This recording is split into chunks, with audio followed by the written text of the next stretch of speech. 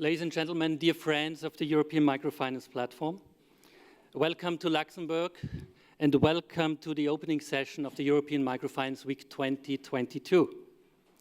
A warm welcome to you here in the room and to all participants who are following us online today. 1, 2, 3. 3 years. It took us 3 years to come together here again. On the 22nd of November 2019, we left this building in all different directions, took our trains, flights, cars, buses, and who would have thought at that moment that it would take us so long? But now we are here again, and you can't imagine how happy we from the EMFP team are. The IB, as you see, hasn't changed very much. It still has its old charm and beauty, but the world around us, the bigger world, but also our smaller inclusive finance world, has changed tremendously. The world and the sector suffered greatly from the pandemic, and now it's facing a macroeconomic crisis, which is with inflation in many countries. On the 24th of February, the war broke out in Ukraine, and you see the consequences also for countries in the south. And all this against the backdrop of a climate crisis, which is felt even more acutely by people in the south. So times are certainly not easy, but I would say that our sector has shown a rather impressive ability to adapt and to demonstrate resilience. For EMFP, the pandemic period revealed a range of lessons in efficiency and collaboration that will endure. Our Microfinance Week is back in person, but with an online platform and hybrid sessions to welcome those who cannot come to Luxembourg. I strongly believe that this is the future for organizations like EMFP, retaining the indispensable human interaction, but complementing this with a hybrid function that continues one of the better legacies of COVID, making EMFP's work more accessible to more people in more places. When we started planning this event, there were so many uncertainties as concerns the COVID situation, restrictions, people's willingness to travel, for example, and we had no idea how many people would join us. In the end, we are extremely happy and proud to welcome around 500 participants, 300 registered in person and the others online, but the counting hasn't stopped because we have many registrations online at the moment. And I'm particularly happy about the big presence from networks from the south.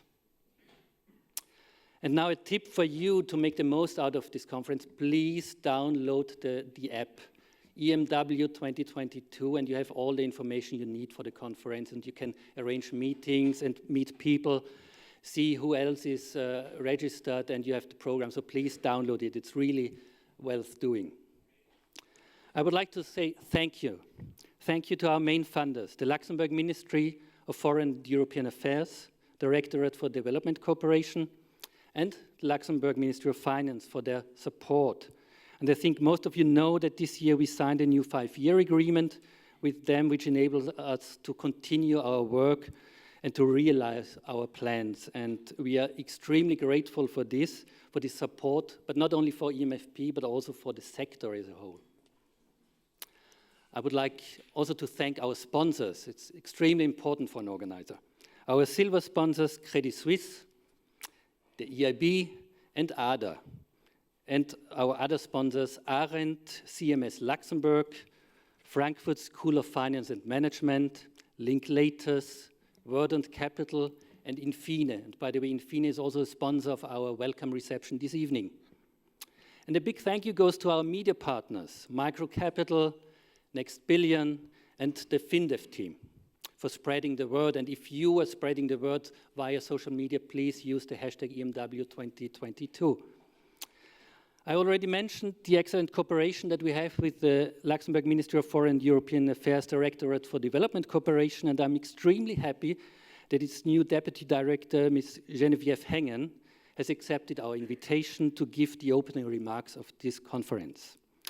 After that, the start of the program, with an opening plenary entitled Building a Responsible Digital Finance Ecosystem, which will be moderated by Tidhar Wald, who is Deputy Managing Director of the Better Than Cash Alliance.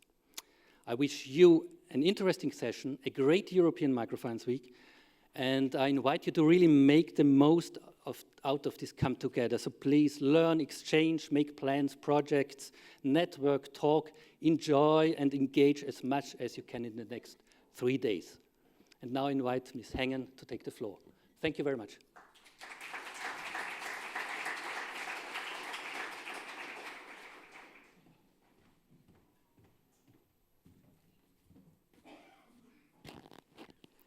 Ladies and gentlemen, distinguished experts, on behalf of Luxembourg's Development Corporation, it is my pleasure to welcome you at this year's edition of the European Microfinance Week, which we are proud to host here again at this beautiful heritage site, the Abbaye Neumünster. It has been a while since we last met in person, and therefore I am particularly pleased to see so many experts with diverse backgrounds and origins, but sharing the common goal of promoting financial inclusion, and that you are present here today, be it in person or virtually. All of you make Luxembourg a true center for microfinance this week. I also want to thank our partner e-MFP for their hard work and for making the European Microfinance Week an exciting event.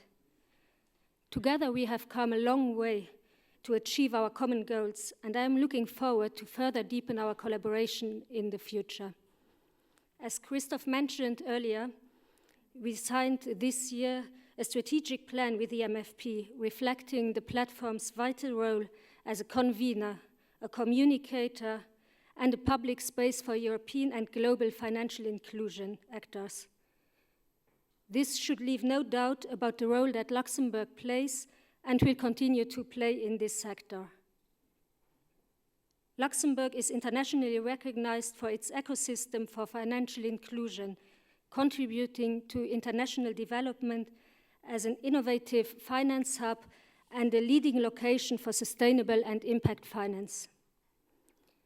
This can only be achieved by leveraging the expertise and potential of our partners, many of whom are present here today. Ladies and gentlemen, the challenges this sector is facing are broad and deep. Some are long-standing, for example, strengthening client protection, reaching excluded segments, ensuring that products are client-centric. And then there are new challenges, some of which show the long reach of the COVID-19 pandemic and its particular impact on women, and which require, therefore, our continued vigilance and efforts. These challenges, but also the many ways that progress can take place and opportunities are there to grasp, are well reflected in the program of this conference. And we are pleased to work with the European Microfinance Platform in an increasing number of ways. Ladies and gentlemen, as every year, the European Microfinance Award, hosted by the European Investment Bank in Kirchberg, the core of Luxembourg's finance and European Center, will represent one of the highlights, if not the highlight of this week.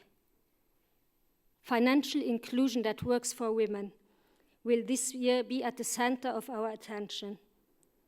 And we use this platform to highlight the initiatives that draw attention to the fact that women remain largely underrepresented when it comes to accessing financial services.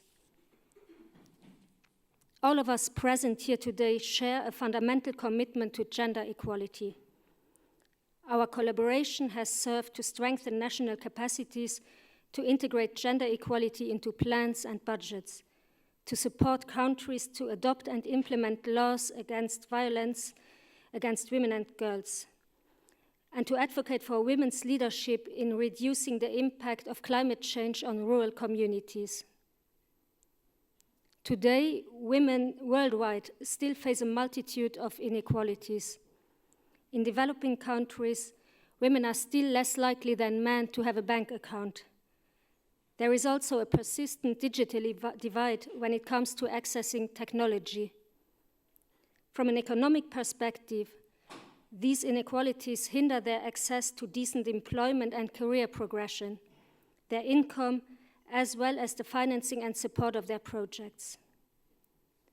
It is therefore crucial to promote an enabling environment where especially women can seize economic opportunities and thereby improve their livelihoods. Through our commitment to target predominantly women in our financial inclusion and innovative finance interventions, in line with our strategy on gender, we acknowledge the crucial role of women in the transition towards a more equitable and sustainable future. As women gain control and ownership of financial services and productive assets, they can improve their bargaining power in the household and enable numerous positive outcomes, such as increasing their participation in the labor force, getting access to educational resources, and improving the resilience of their households and communities. You are, of course, all invited to witness outstanding initiatives in this regard during tomorrow's ceremony, where I hope to see many of you again. Let me finish by saying that I look forward to high-level and in-depth discussions of the inclusive finance and impact investment community. And I am very confident that you will make the best out of these extraordinary meetings to share experiences and to learn from leading experts, opinion leaders, and policymakers. Please let me all wish you fruitful discussions and a good European Microfinance Week. Thank you for your attention.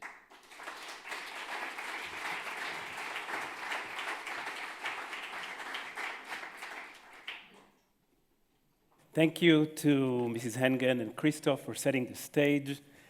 It's a great honor to be here today. My name is Tidhar Wald. I'm the Deputy Managing Director of the Better Than Cash Alliance.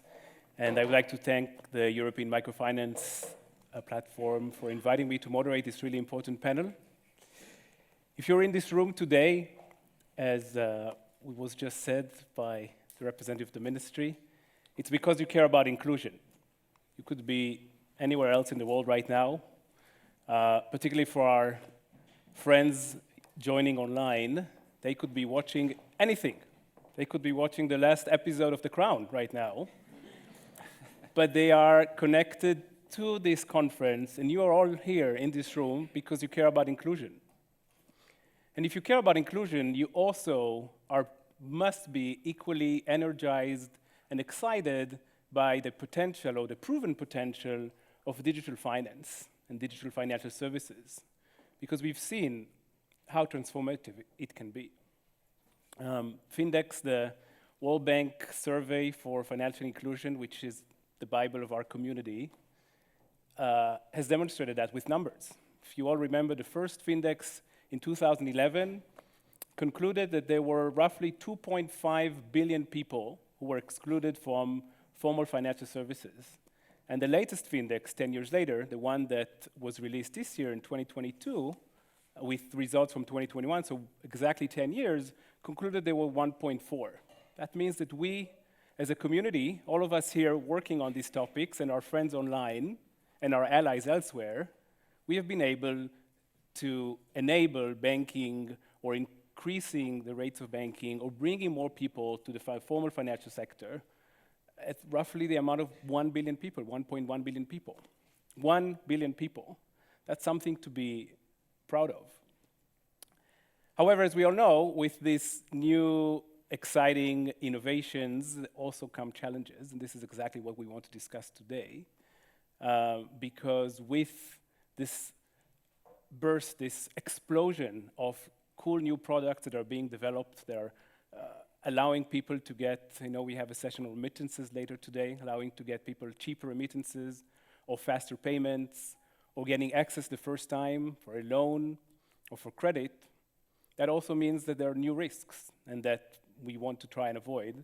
And that's exactly the goal of this panel today. We're trying to figure out what needs to happen so that the new these 1 billion people that we've been able to bank, and the 1 billion people that we are still to bank, those that are still excluded from the formal financial sector, how are we going to make sure that we include them in a way where their data is going to be protected, in a way where they know what they're going to sign up for, that the solutions that they're going to register for, that the mobile app that they will be excited about is not going to lead to fraud or to over-indebtedness, or to make sure that they actually get what they need, that they have recourse mechanisms, for instance. If you were trying to get a payment sent to your daughter and you sent it to your neighbor, that you can recover that payment, that you can call someone. And that's exactly the goal of this panel today. And we have great experts who are all experts in their field. But we also have great people in this room. So before we start discussing what needs to happen and who needs to do what, we're going to do a short poll. So we're going to ask you to get out your phones, and we're going to see who's in the room, because once we have talked about what we know, we're also going to tap into your expertise and your experience. And so we would like to get a poll shown and have you all tell us where you're coming from, whether you're a regulator or financial service provider, or an international organization, microfinance, and so on. So let's see if we can get the poll up. Yes. So get on your app and let us know who you are. And so then we're going to turn to you in a few minutes and also get insights from you, because we have a room of experts. Okay.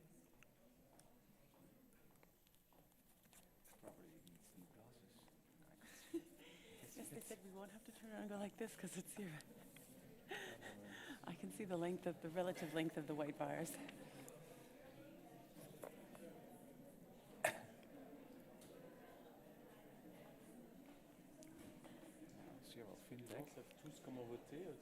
What? It's on the app of the conference for those who don't know where to find it, and it should appear as soon as you log in. Okay. So we have 20% microfinance institution, banks, cooperatives, 20% investors and funders, 23% consultant and others, universities, research institutions, and obviously we have also government and regulators, and I guess we can close the poll. So before we get into the question of who needs to do what in order to build an inclusive digital financial ecosystem, we would like to understand what are the risks that are out there. And so I would like to start with you, Eric Duflos, who is a senior financial sector specialist at CGAP. I don't need to introduce CGAP because everyone in this room knows what CGAP is. But Eric, you lead CGAP's work on consumer protection from policy, industry, and customer perspectives. So can you please give us an overview of what are the current weaknesses in the digital finance ecosystem? Over to you. Okay, thank you. Thank you, Tidhar, for the question, and thanks to the organizers for inviting me. For some reason, I'm always asked to give the bad news.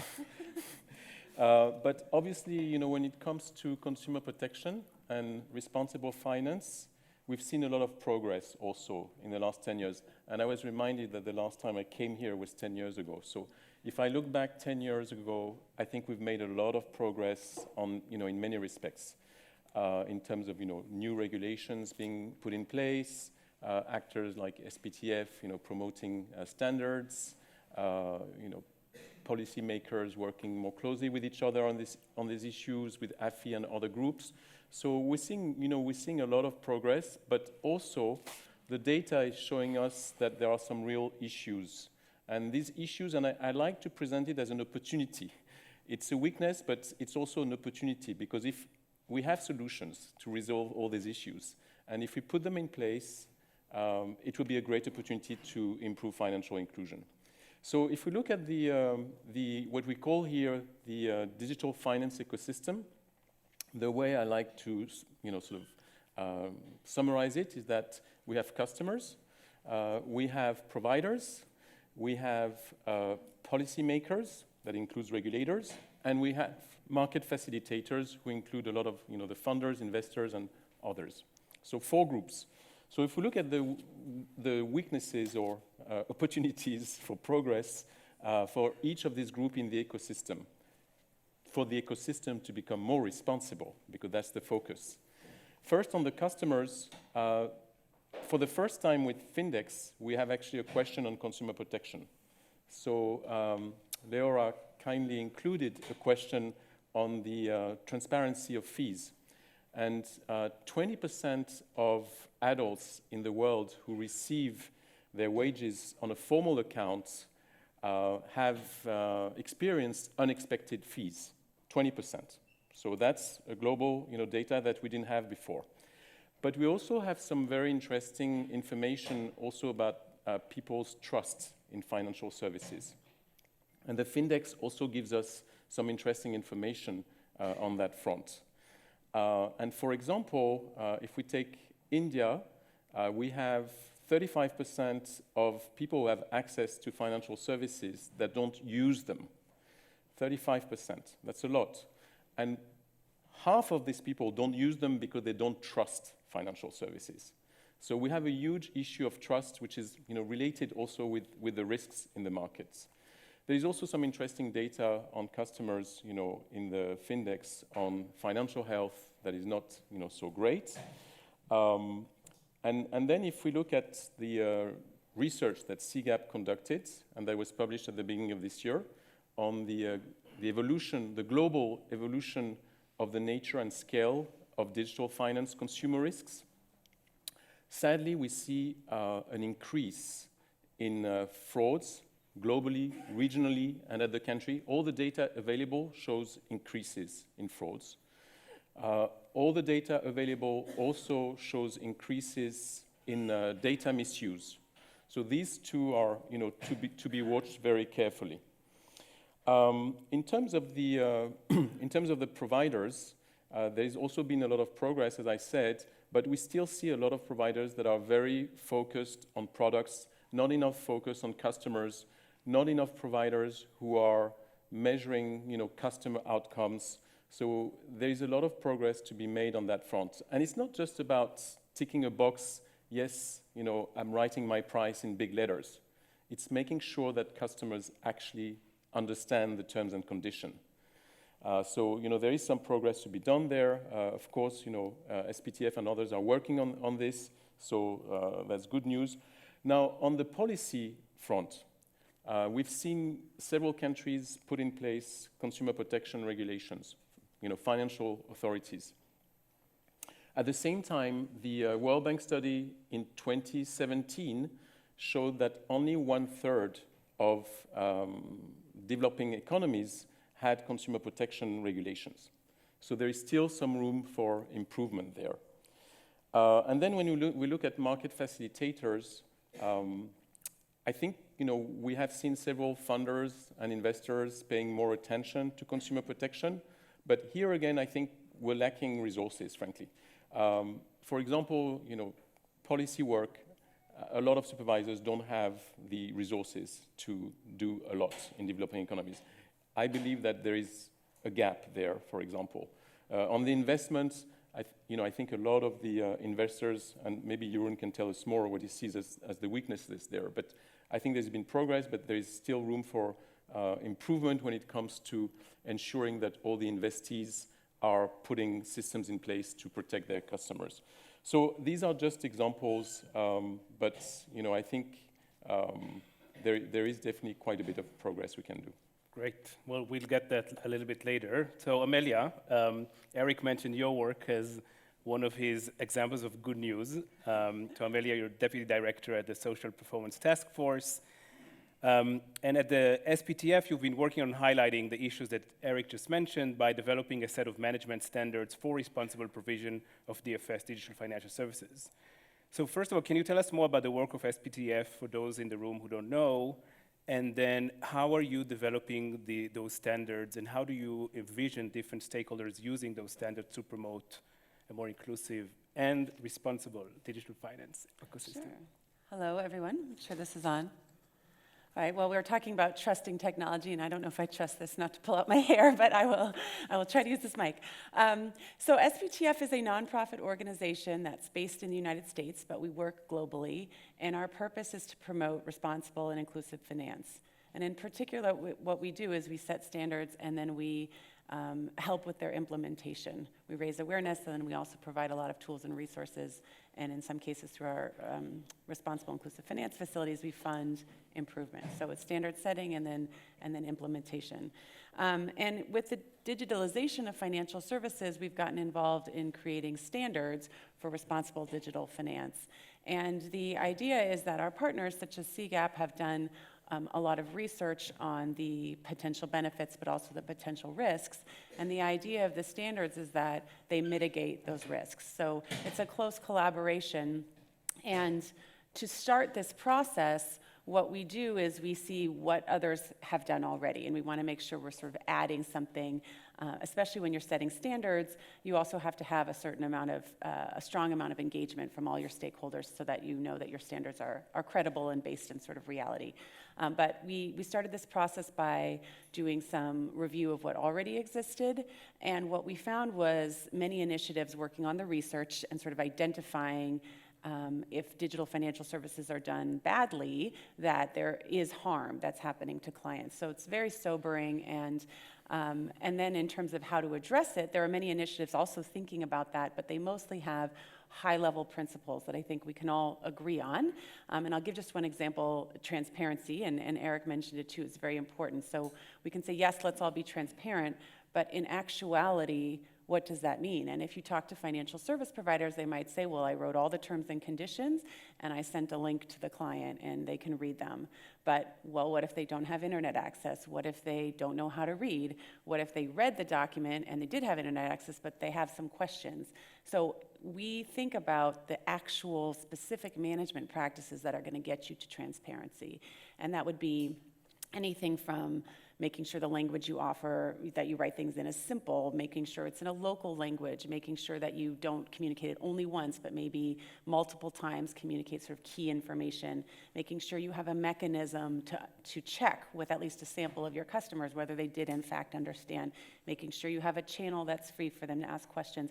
So that's what our standards do. They take those high-level principles that we've all sort of identified, and we give actionable management practices. So that's what we're in the process of developing, because we saw this gap, and there is an exception, which is GSMA has very specific management practices, for those of you who know them, but they're for payment services. So since we're trying to address the entire range of financial services, we're still writing these standards, but we are certainly collaborating with them to sort of incorporate what they've learned.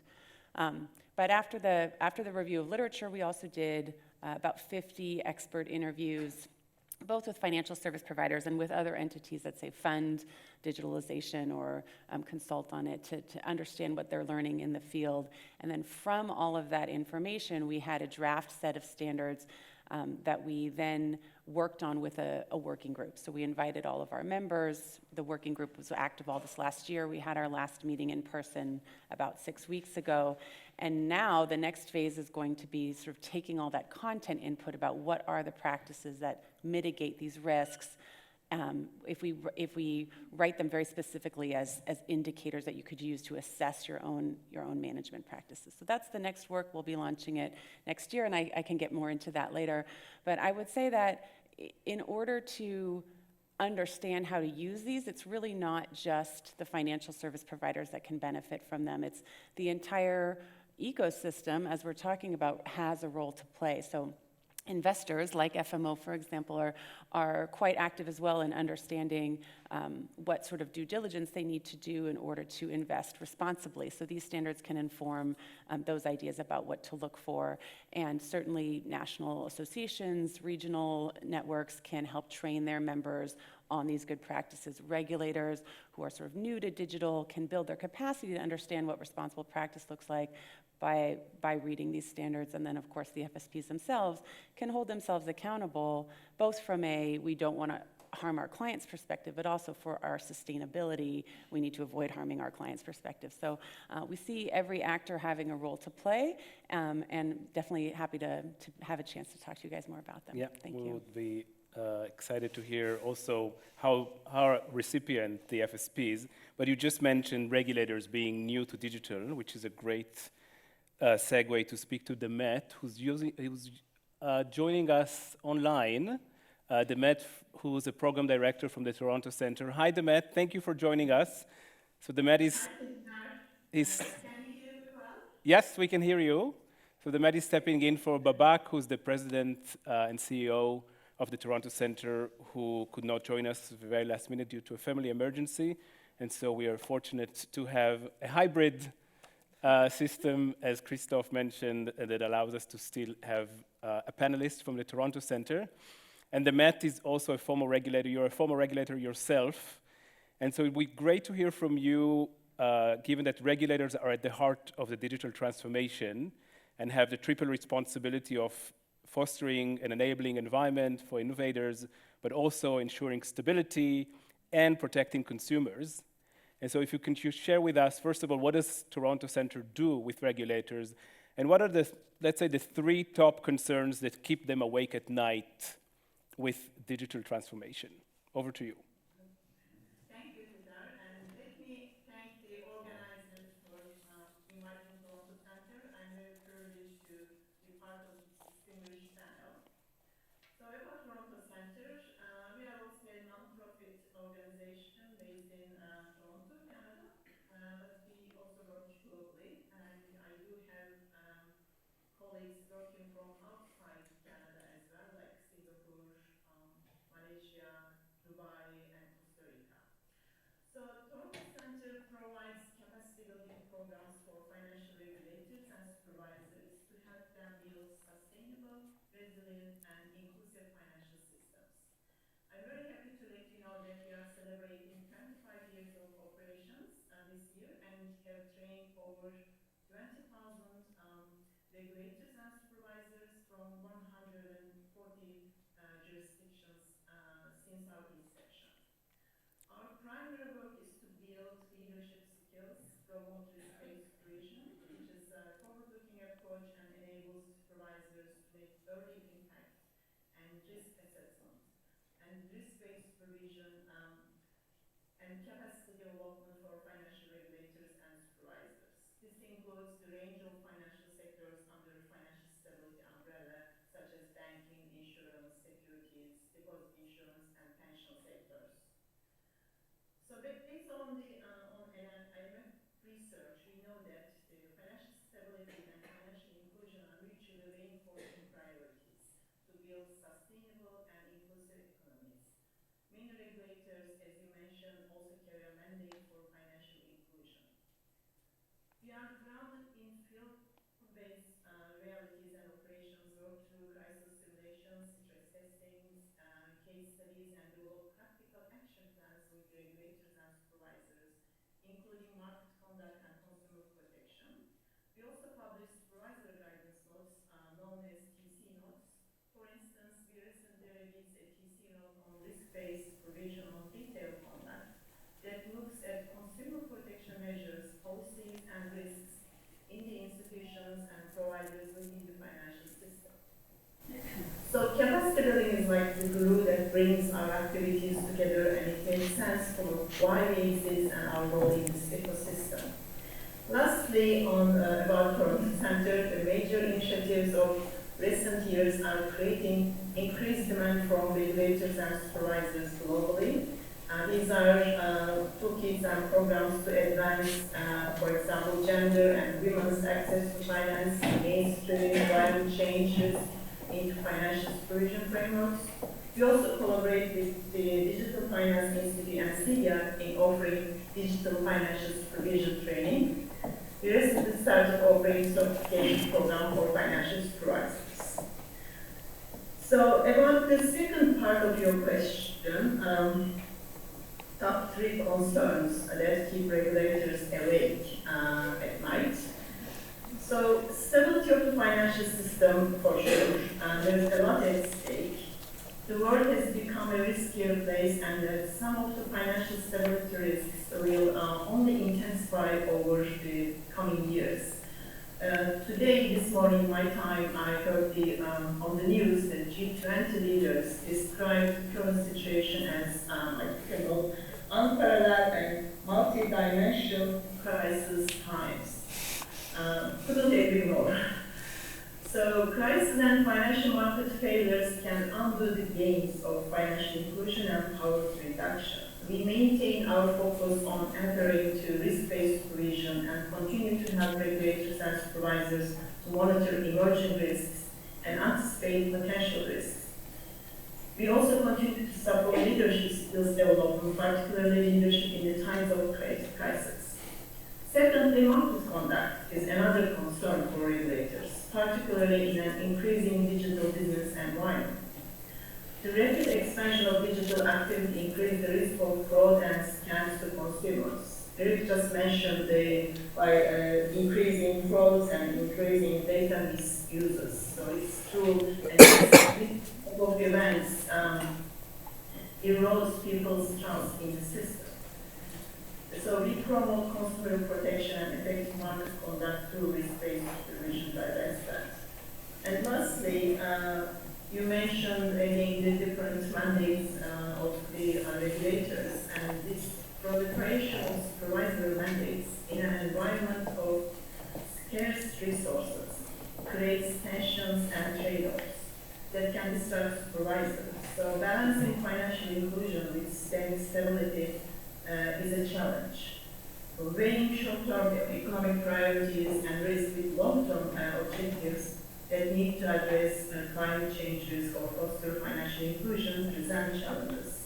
So that's where Toronto Centre also comes in. We continue to support regulators and supervisors in that balancing act, fostering peer exchange and learning, recognizing that each context and jurisdiction is unique. I'll stop here. Great. Thank you so much, Demet. Jeroen, I would like to turn to you because everyone mentioned the role of investors, and you lead a fund that invests in both traditional financial service providers and in new innovative digital ones. Can you tell us what do you see are the opportunities but also the risks in your work with financial service providers? Yeah, thank you very much, and yeah, welcome to everybody. It's very good to be back in person. It does feel different than from my laptop at home. And I feel a lot of optimism, particularly if I hear figures that over the course of our lifetime we have been able to reduce poverty and have 1 billion people lifting out of poverty. I'm also very concerned in a way because over the last few years we see the trend reversing. More and more people getting back into poverty, and that's absolutely something that needs to be addressed. And I strongly believe that digital financial services can help people make them more resilient and can provide opportunities that they need. Now, that all sounds nice, but how do we do that as an investor? I work at FMO, the Dutch Development Bank, and I'm heading the Massief Fund, which is our financial inclusion fund that we manage on behalf of the Dutch Ministry of Foreign Affairs. We invest particularly in high-risk countries, where also you see the largest pockets of financial excluded persons. And we have a very strong focus to support young entrepreneurs, female entrepreneurs in the agri-space, agricultural, rural livelihood development. And we're now, since 2016, actively investing into fintech.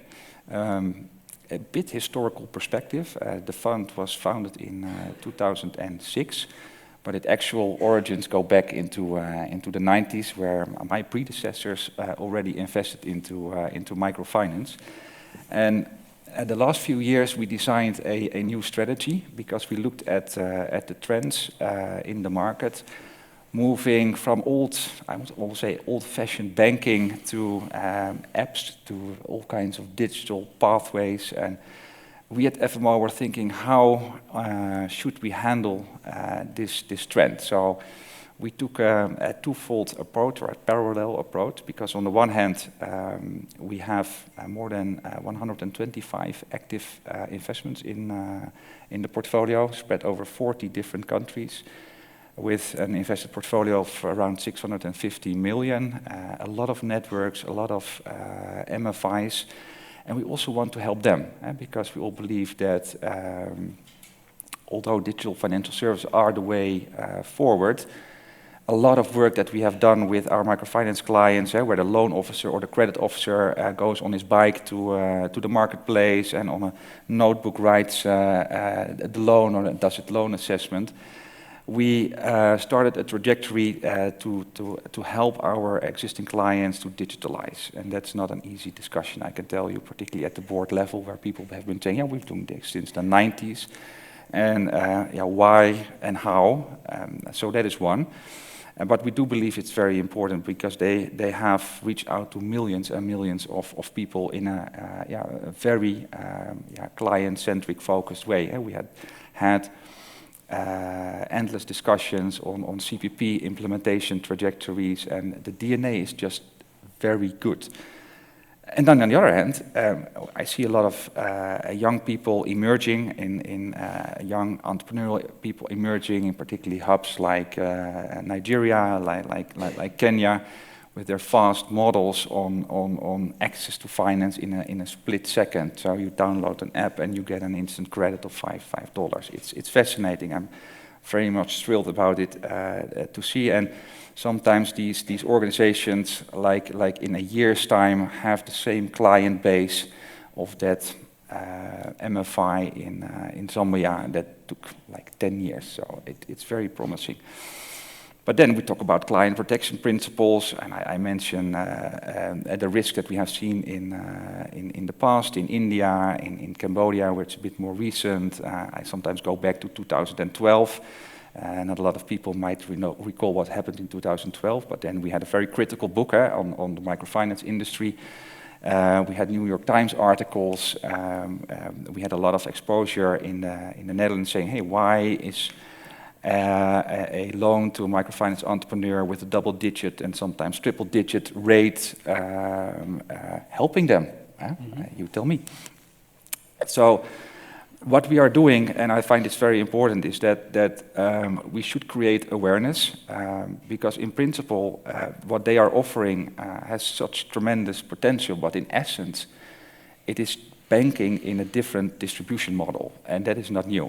Banking is about savings, it's about credit, and it's about transacting. And that is something that we have been doing for thousands of years. I think the first banking activities, by the way, go back to the Mesopotamian times.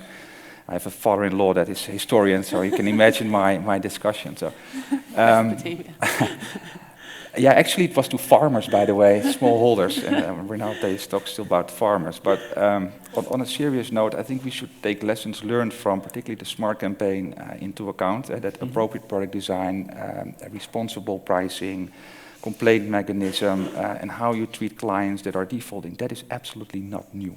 And that is something we have to work on with our fintech companies, and that's, I think, a role that an investor, particularly a DFI, should play as well, in having these conversations with often the younger generation, or the generation that wants to move very fast, and have that discussion, because we've seen that from the past with our earlier day investing in microfinance. If you have an organization that has the mindset or the DNA of being socially responsive, I think that really helps to implement also these kind of new business models. But we also need to work together with regulators, so I'm very happy that we have that on board. I'll close with one example. We invested in Lendable. It's a fintech company based out of Kenya. It supports other fintech companies, and we found a very good match with leadership to talk about client protection principles, about responsible investing, and we've done a number of seminars across Nairobi, Lagos, and in the Middle East, inviting their clients, but also inviting regulators to have a discussion on how can we take the lessons learned from the past with client protection, with SMART, into, I would say, the new distribution model and the new age, so that we can offer faster, more efficient, more effective opportunities to, I think, the people that needed it most. Great, thank you. So now, we've spoken about the opportunities, of how excited we are. We also spoke about the challenges. Let's get into solutions and who needs to what. And I want to turn back to Eric, to you. Tell us, how does CGAP and your work, how do you imagine the next steps of really developing this inclusive, digital, responsible ecosystem? Yes, so I think first, I'm going to focus on the responsible aspect, because obviously for this digital finance ecosystem to work, there are many other things that are needed. We all know this. Several, enablers that need to be put in place. We also need this ecosystem to be sustainable. There's going to be a lot of discussion around that topic, I'm sure, this week. So there are many things that are needed. But if I focus on the responsible aspect, one thing I'd like to say is that, as Jeroen has just mentioned, it's very important to see that in the last few years, the ecosystem has moved very rapidly. So when we think about solutions, we also need to think about, the new actors in the market. So I was reading that there were 26,000 fintech startups in 2021, for example, globally. At the same time, we've seen the emergence of digital credit apps in the past few years, which can provide a lot of opportunities, but also challenges. Just in India, for example, there were 100 and more. We did some research in India. We found that there were more than 150 digital credit apps, mostly consumer lending, and that the interest rates were above 360% for a lot of them per annum. So obviously, we need to look at this, all the evolution in the ecosystem. At the regulatory level, also, one thing that is important to mention is that we've been used to work a lot with the financial authority. The central bank, the market conduct authority, a little bit with the telco regulator, the Ministry of Finance. But we also have the data protection authorities that are emerging in quite a number of countries. Yeah. And they are obviously very much involved in all what we're talking about, especially when we see that data misuse is one of the fastest growing risks. So just to say that this ecosystem is a moving target, very fast moving, and not to mention crypto assets, which are making the headlines these days, but that are also very important evolution, even for low-income consumers who are getting sucked into this kind of investment or sometimes frauds using crypto assets. So again, we need to watch the sector very closely. And Demet was talking about monitoring the market closely, and I think that's something absolutely necessary. Now, if you look at the solutions that we're dreaming of at the moment, so to speak, our vision is that to make it responsible, we need at least 3 conditions to be put in place. We need first all the different actors, and I've mentioned the actors before in the ecosystem, but we need all of them to be customer-centric. One example of how to become more customer-centric, I'll give the example, for the FSCA in South Africa, for example, they're putting in place a panel that takes the voice of consumers into consideration before they, to help them regulate and supervise the sector. So that's, one example of being more customer-centric. They've also actually started to develop a framework that is looking more closely at customer outcomes, the journey of customers in their interaction with providers. So that's another way to be customer-centric. The second condition that we see is capability. We see that there are a lot of gaps in terms of capabilities. I've been talking with a few regulators recently, and one of them, who I will not mention, was telling me, we are really playing catch-up. We don't know how to regulate crypto assets. We're seeing a lot of our customers using them. We don't know what to do. So we're seeing some capability issues and some resources issues, as Demet was saying. So of course it's great. We have the Toronto Center supporting. We have AFIS supporting. And there are other actors who are helping. But we need to work more on this capability issue. Also on consumers. One thing I didn't mention is that 2/3 of the unbanked adults would need help to, to use for more financial services. 2/3 of those who don't have currently access would need help to use financial services. So we have a huge consumer, capability issue that we need to solve, and we've seen that financial education has, lots of good things, but also some limitations. So there is a lot of, creativity that is needed on this front. More role probably for also, consumer associations. I know that Consumers International, for example, has put in place a program to improve the capability of consumer associations in dealing with regulators. And finally, the third C, because we're talking about 3 conditions, is about collaboration. And collaboration is very important at the country level and globally. When we see the number of new regulators, for example, how do we promote more collaboration between consumer protection authorities and financial sector authorities? So for example, I'll give you one good story, is in Peru, we have the Consumer Protection Authority working with the Financial Sector Authority to harmonize their system to listen to the voice of consumers, to take all the complaints into account, because they used to have 2 parallel systems. So now they're trying to harmonize this. We're working with them on this front. This is just one example, but we'll need more collaboration between financial sector authorities and data protection authorities, for example, in the future. Now, this all sounds very nice, these 3 Cs, but how do you do it at the country level? And for me, I think there is a need for 3 phases to do this at the country level. First, we need to assess the situation. That means also priority is to assess the situation of customers. What risks are they running? What is their capability? These kind of things. Then we need to implement solutions. And that needs to be done, with all the different, there is, as Amelia was saying, there is a role for everybody to play at the country level. And we need to bring more people under the tent at each country level, like the consumer associations, for example, different industry associations, etc. And then finally, we need to measure.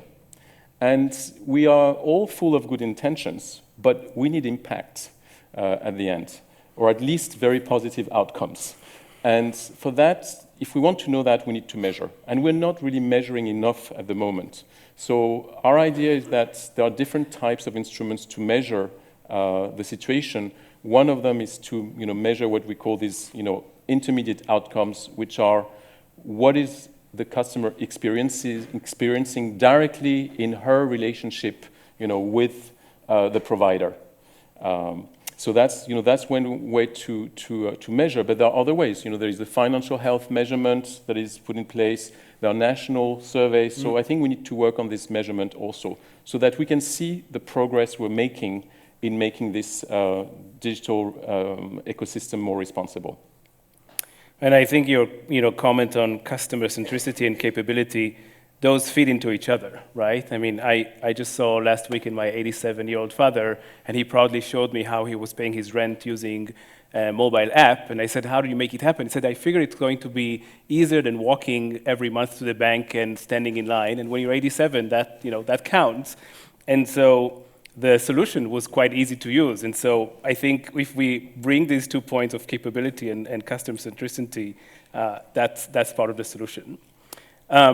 But Amelia, I want to go back to the DFS standards and hear from you. How do you imagine the implementation, and how do we hold each other accountable? Because that's ultimately how we're going to make that happen. Yeah, I think that's a great question. I'll give a little bit more information on the standards implementation and then this bigger question of accountability. So we are, as I said, a big strength of the standards and essential element is building them in conjunction with all these actors who are in the field, who are doing the research, who are financial service providers. So the first thing is to get a document that is credible and really does reflect our best understanding of best practice. So we've done this initial phase of expert interviews. We're going to be testing them in the field all through next year, and then we will have a final document that is a free assessment tool that's available to all. So I think that's one piece of the solution, is having a really solid understanding of what are the solutions, the management solutions to implement in order to mitigate some of these risks. And I would highlight and sort of complement what Eric said. I agree with all of it. The voice of the customer is a really important piece, and I think it's because it's especially important in digital because we're always going to be behind the next fraud scheme or the next way to hack into a computer or the next innovation, good or bad. And the only way to sort of stay connected to the challenges that your clients are facing is by listening to them. So certainly some of our standards have to do with prescribing a very regular mechanism to understand what was the customer experience, what are their challenges. And I think that is one of the solutions, is that we can't right now know in 2 years what those specific challenges are going to be. So as much as we can try to prevent it, having that feedback is really the only way to have an ongoing sort of monitoring of what's wrong and what might need to be fixed. And then the other big piece of the solution is this accountability question. Is there's a certain amount of willingness that certain actors bring because they don't wish to harm their clients. So, and we've had a lot of success with self-regulation in the financial sector in particular, where organizations recognize that for their own sustainability and for the well-being of their customers, they need to hold themselves accountable to these management practices. But some don't. So then, how do we hold ourselves accountable as an entire sector? And that's where all the other actors come in. So if we can use these standards to create sort of a shared understanding of what good practice looks like, then it's a lot easier for investors to say, are you doing this? And it doesn't necessarily mean if you're not doing this right now, you don't get an investment. It can mean, okay, we're going to give you an investment, but we're also going to give you some TA, and then we're going to reassess in 2 years, and we're going to see improvement. Or from a regulator, we know a regulator that created a fund where if you self-assessed against our standards and scored well, you would get access to capital at a preferential rate.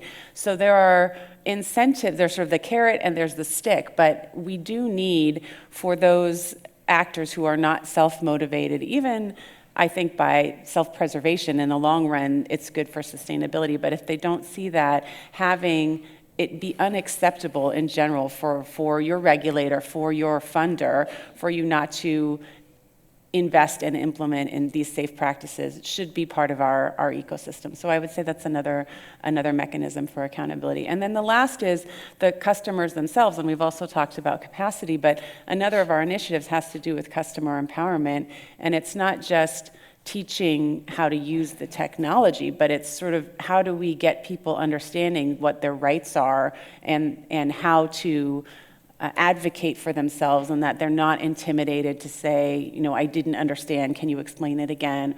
Or especially if the use of technology right now is shared in a household and maybe they don't have the access they want or the control they want, understanding all of that and then addressing some of those things that sort of disempower customers, I think, is another essential piece of the puzzle, because they also then, by their more educated and empowered vote, will be choosing providers that are more transparent and more responsible. So from top to bottom in the ecosystem, I think if we don't all do those parts, we're not going to have that accountability.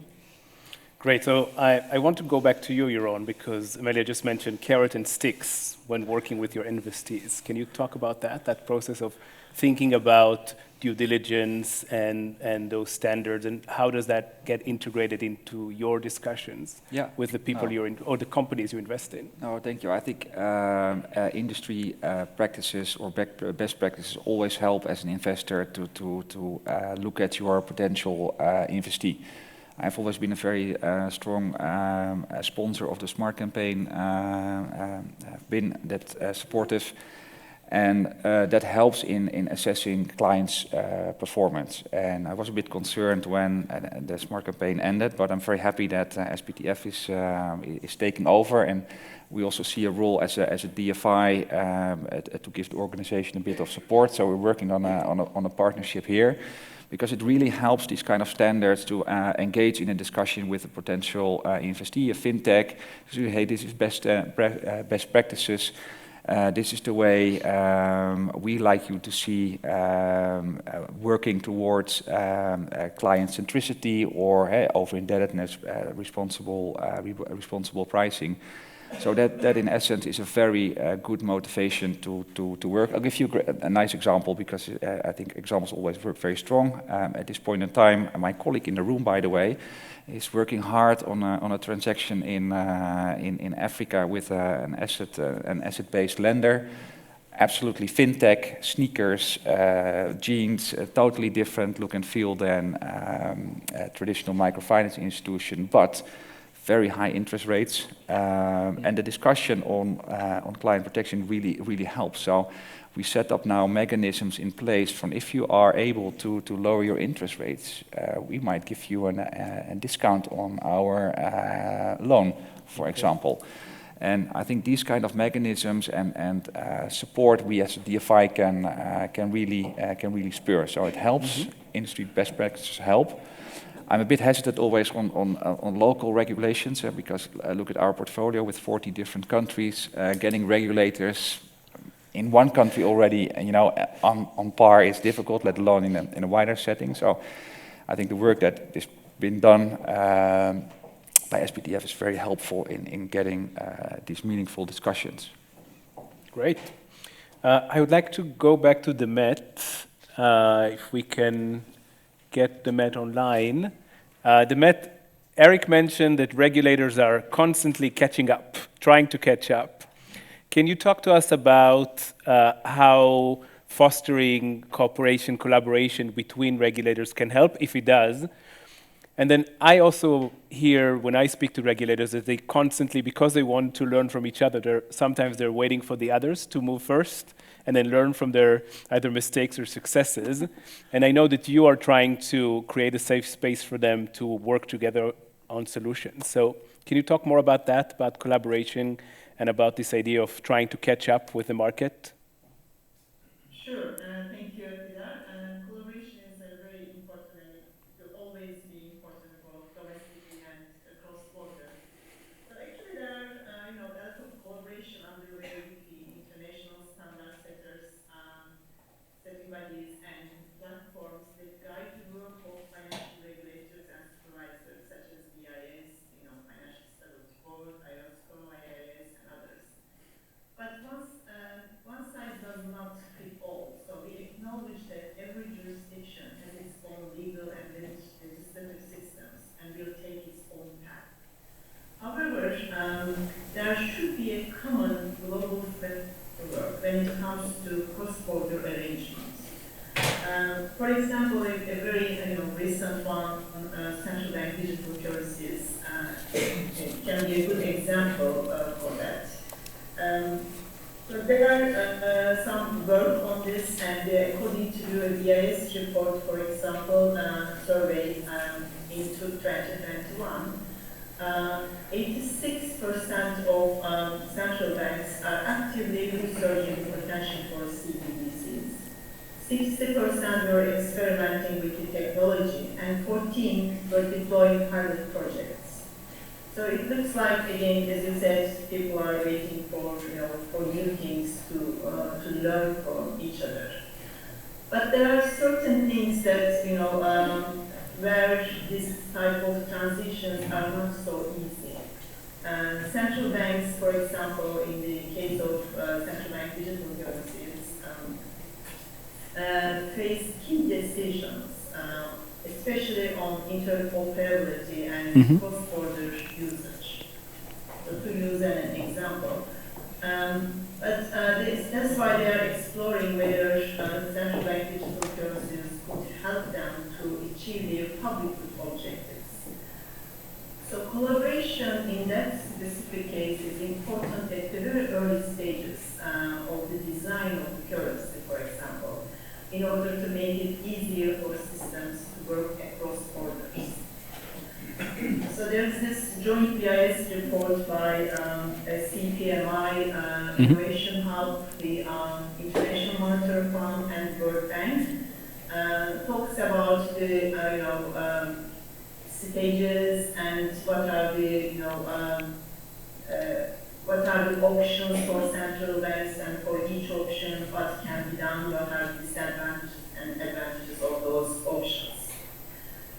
So, in a nutshell, we see increased collaboration and coordination amongst regulators as business models and services converge and risks evolve.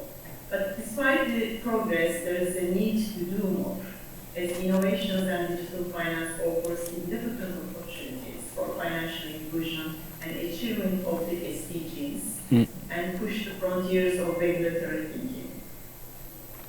Great, thank you. Now it's the moment to turn to you, the audience here and also online, and see if you have questions, comments, contributions. If you do, please stand up, tell us, introduce yourself, which organization are you from, whether you're addressing a question to one of the panelists or to all of them, or just want to bring your own perspective, whether you're a regulator or a financial service provider or an investor. And I know also, Joanna, that we might have questions online. Okay, so let's hear from you. Any questions, comments on regulatory policy, innovators, self-regulation? We've raised a lot of topics here that we can unpack.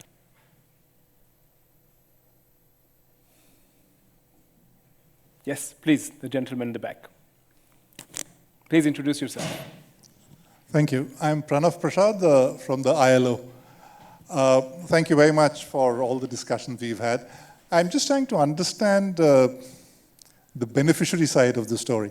So it's great that we built the capacity of the regulator, we've invested. What are the results that are being shown at the beneficiaries angle? Do we have any insights from that? It'll be good to hear how it has benefited and created value at their end. Thank you. Great question. Eric, would you like to take that? Or Amelia, maybe both of you? Yeah, I think, first of all, I think, when we talk about consumers, beneficiary customers, it's important to remember, and also, remembering also about what Geneviève mentioned at the beginning, that women in particular are not in a very good position when it comes to consumer risks. So if we think, for example, about capability of consumers, there are several things. There is numeracy, there is financial literacy, and then there is digital literacy. So if you combine the three, I'm pretty sure that actually women are in a worse position on all three than men.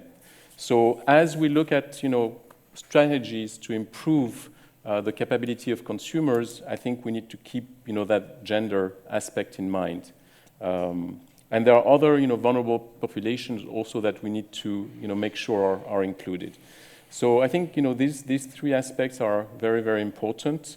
We were talking about customer outcomes, what's happening at the end of it. It's all nice. We're talking a lot about financial services, fintech, all this. So putting more emphasis on measuring customer outcomes also, I think, is critical. SPTF is working on this. Regulators are working on this.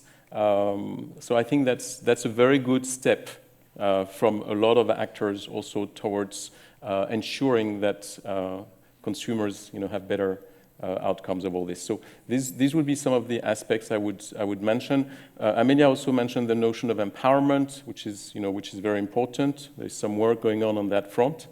So yeah, I agree with you. A lot of work is needed. On the financial education, there's been a lot of debates on what works, what doesn't work. The latest meta-analysis that I've read was concluding positively about financial education in the short run, but there was no evidence that it was working in the long run. So we still have a lot on our sort of work table to improve on that front. But there are a lot of initiatives. Even on numeracy, I know there are initiatives that exist. So hopefully we can get some improvements on that front. Yeah, just to complement, I would say one of the common errors with digitalization has been like, let's do what everybody else is doing. It's a big craze and everybody's offering some sort of e-wallet, so let's go do that.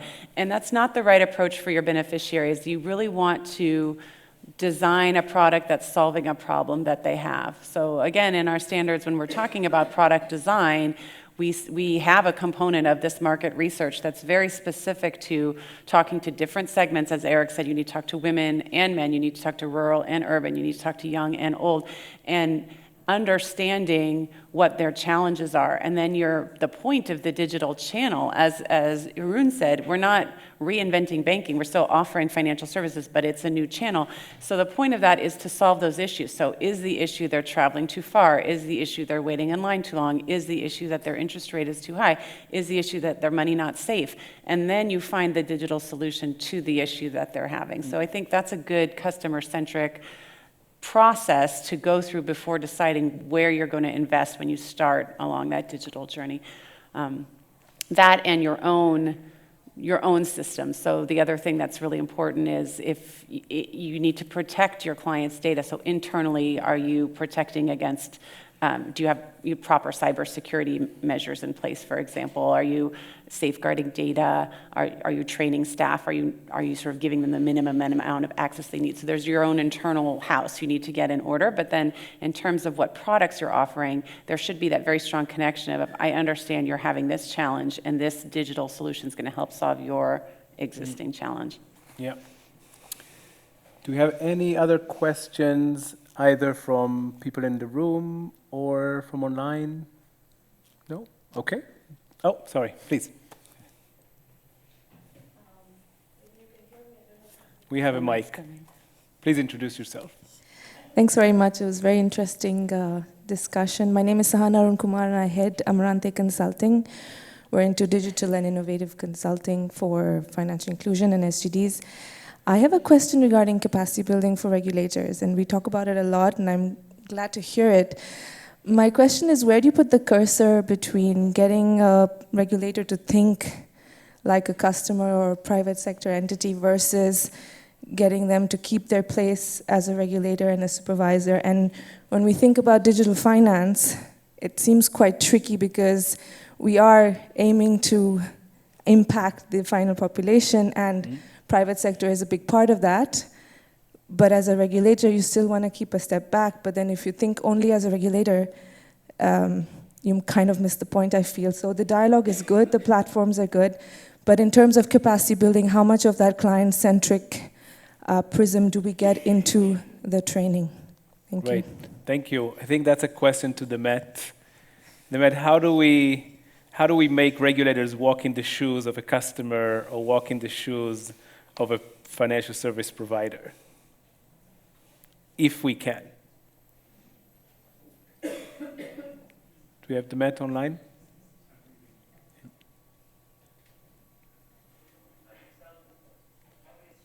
No.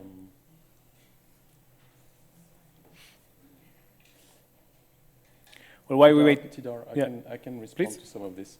I think it's very important.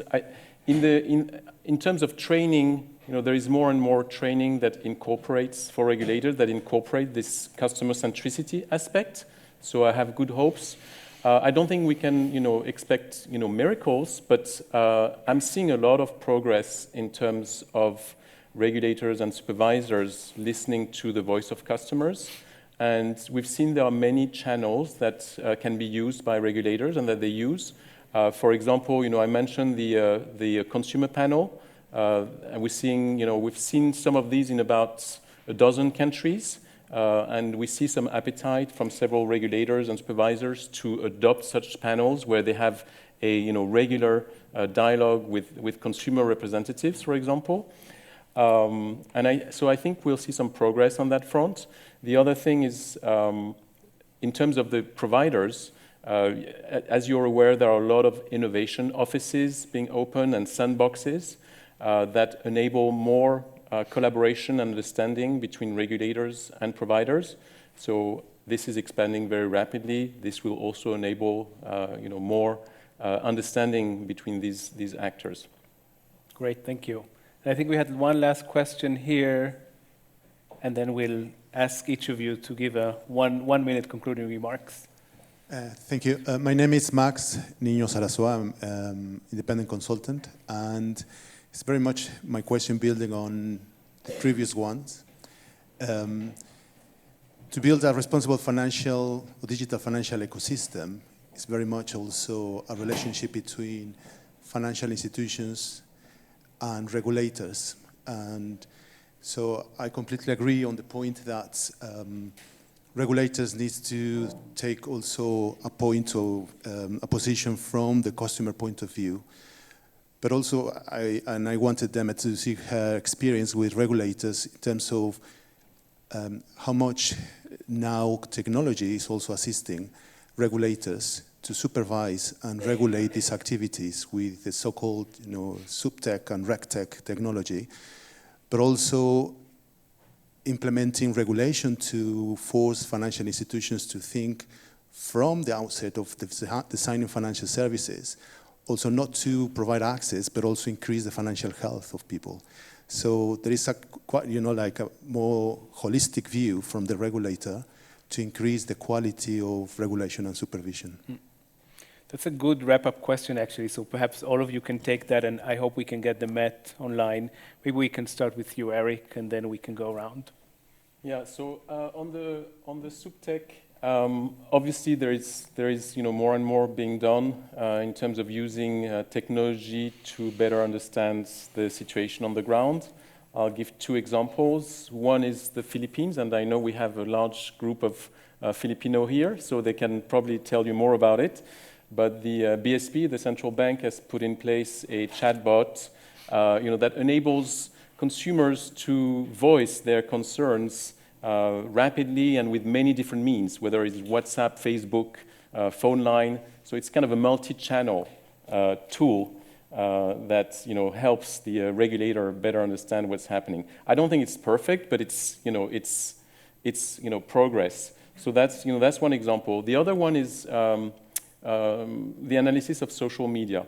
So one thing we've been piloting in India in collaboration with the RBI hub is using natural language processing to analyze social media messages on digital credit. I was talking about all these apps in India, and it was very interesting because through this technology, we could find the nature of the risks that consumers were facing in terms of debt collection practices, for example, things like that. So this is another example where subtech can be an interesting instrument. On the question of linking all this with financial health, I agree. I think financial health is absolutely critical. I still think we do have a bit of homework to do to establish the correlation between how better financial inclusion contributes to better financial health. My thinking is that, my hypothesis is that if we have a more responsible ecosystem, we'll have better financial health.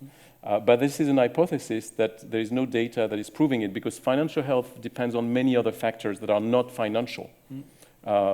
Economic situation, health, just to mention two of them, are major influences of financial health, when you look at it closely.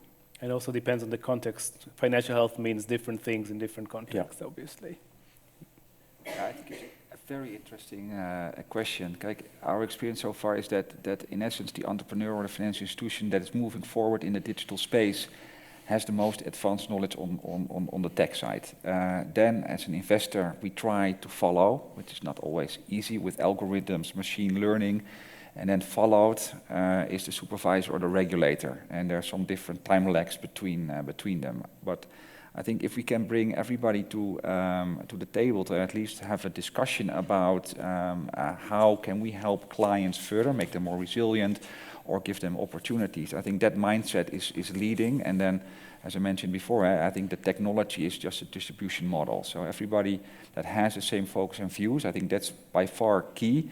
And then the implementation is how you regulate, then the way, for instance, credit is provided and your debt collection is handled, or pricing of complaints mechanism, etc. So I think all heads in the same direction, and you just need to talk to each other. I think that's a first step.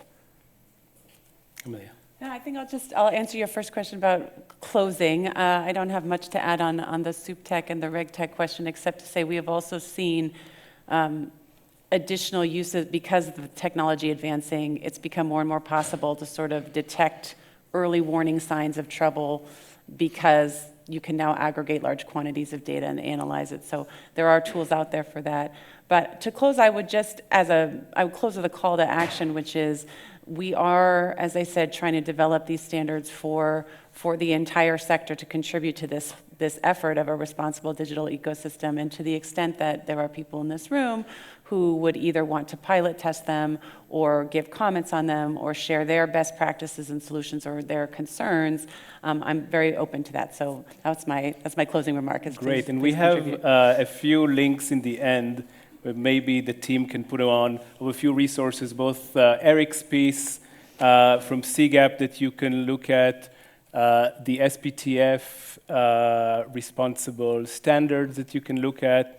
We also at the Better Than Cash Alliance have an online course that is open source that over 400 regulators, government officials, financial service providers have already taken. And these are all resources that are available and that can help continue this conversation. I think for me, the conclusion from all of this is that if we really want to build an inclusive digital financial ecosystem, we have to work together. And it has to be regulators, it has to be research institutions, it has to be organizations like CGAPs. We have to have investors on board. And I was really encouraged actually to hear all of you saying, oh, we're working with CGAP, oh, we're working with FMO, we're working with the Toronto Centre, and to hear that those collaborations are already happening, and in the next 2 days we can expand them and have new actors that are in this room or online reach out and see how they can contribute. That's the only way we will really truly make the digital financial revolution a responsible one and an inclusive one, so that, as we mentioned, clients' data is protected, that people feel secure, that they don't face fraud, and that they're really happy using those solutions, like my 87-year-old father who's really enjoying banking online. With that, thank you very much to the panelists, and thank you all of you, and look forward to continuing the discussion over coffee break right now. Thank you.